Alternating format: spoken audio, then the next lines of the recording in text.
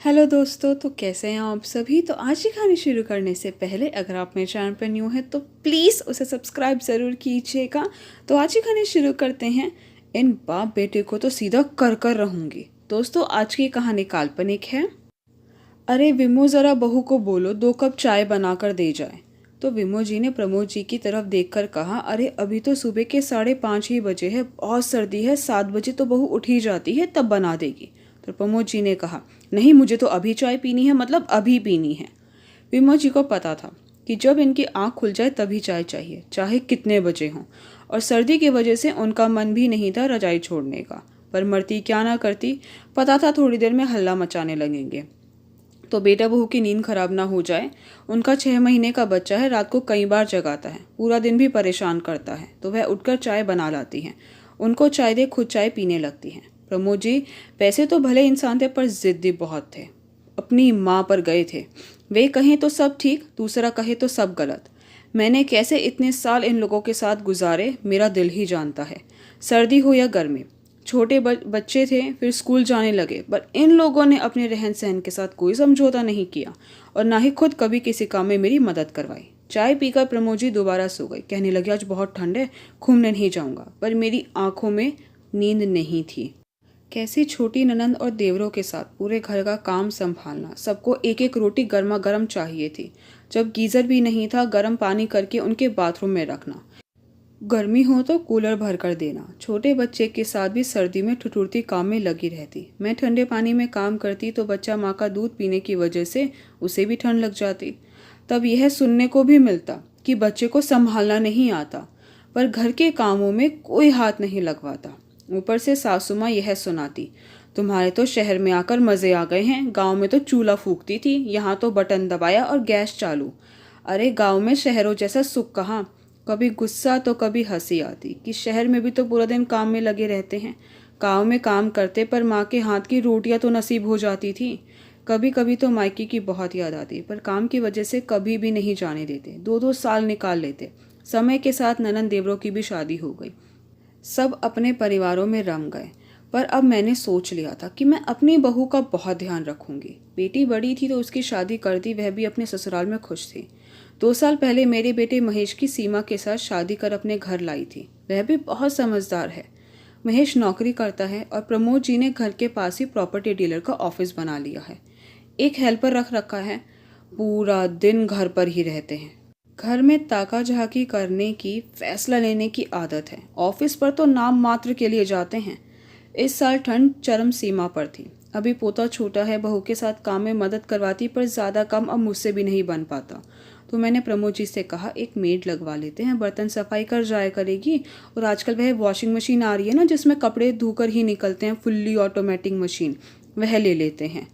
बच्चा अभी छोटा है, माँ ज़्यादा ठंडे पानी में काम करेगी, बच्चा दूध पिएगा तो उसे भी ठंड लग जाएगी, तो मुश्किल हो जाएगी।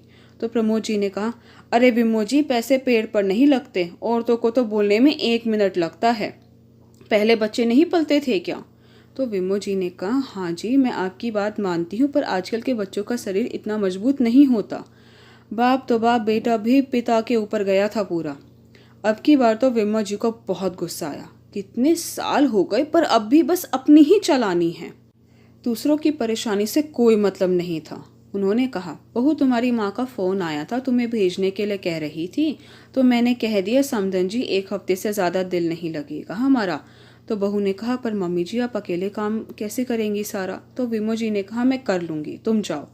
बहू शाम तक का काम करके अपने मायके चली जाती है। अगले दिन सुबह 5 बजे उठकर प्रमोद जी बैठ जाते हैं और चाय की रट लगाने लगते हैं। तो विमो जी कहती हैं, आज तो मेरी बिल्कुल हिम्मत नहीं है, आप बना लीजिए और मेरे लिए भी बना देना। वह काफ़ी देर सोचते हैं, फिर उठकर 2 कप चाय बना लेते हैं। पर ठंड में उनकी हालत इतनी देर में ख़राब हो जाती है। मकान काफ़ी हवादार था, रसोई आंगन पार करके थी। वह चाय पीकर सो जाते हैं। विमो जी सुबह उठकर थोड़ा बहुत नाश्ता बनाकर फिर लेट जाती है। अपने बेटे से कहती हैं, बेटा, मेरी तो बिल्कुल हिम्मत नहीं हो रही है, आज तुम बाप बेटे को ही घर संभालना पड़ेगा।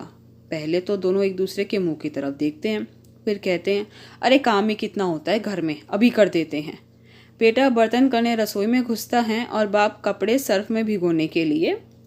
बाल्टी में पानी भरकर सर्फ को हाथ से मिलाते हैं और दूसरी तरफ बेटे ने बर्तन धोने शुरू किए तो दोनों को लगता है जैसे उनके हाथ जम गए हैं।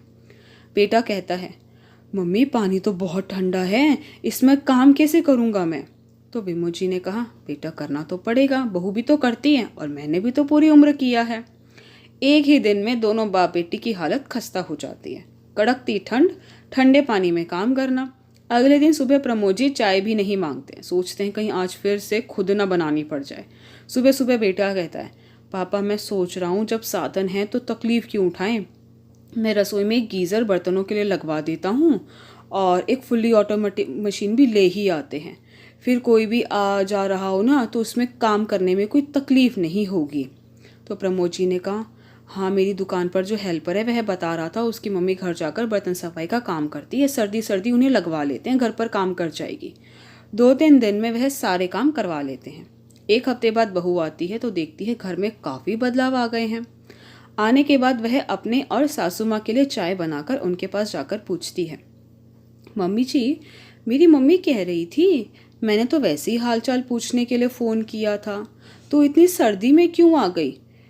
तुम्हारी सासू माँ परेशान होगी। तो सासू माँ ने कहा, बेटी माँ बाप का तो दिल करता ही है बेटी से नाती से मिलने का, काम तो पूरी उम्र ऐसे ही चलता रहेगा।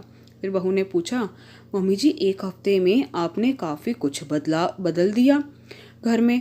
तो सासू माँ ने कहा, हाँ बेटा मुझे पता है सर्दी में छोटे बच्चे के साथ सारे काम संभालना बहुत मुश्किल होता है, इसलिए मैंने सारी चीज़ें मंगवा दी जिससे कुछ समय तुम अपने बच्चे के साथ भी बिता पाओ।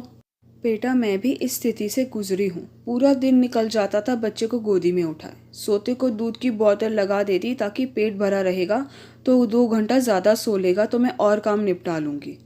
दिन पूरा हो जाता पर काम ख़त्म नहीं होता। अब तो मैं तेरी ज़्यादा मदद भी नहीं कर पाती, पर मेड और वॉशिंग मशीन से तुम अपने और अपने बच्चे के लिए समय निकाल सकोगे। तो बहू ने कहा, मम्मी जी आप कितनी अच्छी हैं। तो सासू माँ ने कहा, नहीं बेटा बस मैं नहीं चाहती जो मैंने सहा वह तुम सहो। अगर हर सास जिस तकलीफ से गुजरी हो बहू को ना गुजरने दे तो कोई भी बेटी की शादी में उसे विदा करते समय रोएगा नहीं, बल्कि उसे ऐसा लगेगा कि बिटिया एक घर से दूसरे घर जा रही है। सारी दुनिया की सोच तो हम नहीं बदल सकते पर खुद को तो बदल ही सकते हैं। तो बहू ने कहा, सच मम्मी जी मैंने कोई पुण्य कर्म किए होंगे जो आप जैसी उच्च सोच वाली सासू माँ मिली। दोस्तों कमेंट करके ज़रूर बताइएगा कि क्या सासू माँ ने जो किया वह सही था। आई होप दोस्तों कि आपको मेरी वीडियो पसंद आई। अगर आपको मेरी वीडियो पसंद आई तो प्लीज़ उसे लाइक ज़रूर कीजिएगा, शेयर कीजिएगा, मुझे कमेंट करके ज़रूर बताइएगा कि आपको मेरी वीडियो कैसी लगी। अगर आपने अभी तक मेरे चैनल को सब्सक्राइब नहीं किया तो प्लीज़ उसे सब्सक्राइब ज़रूर कीजिएगा। थैंक यू सो मच दोस्तों मेरी वीडियो देखने के लिए।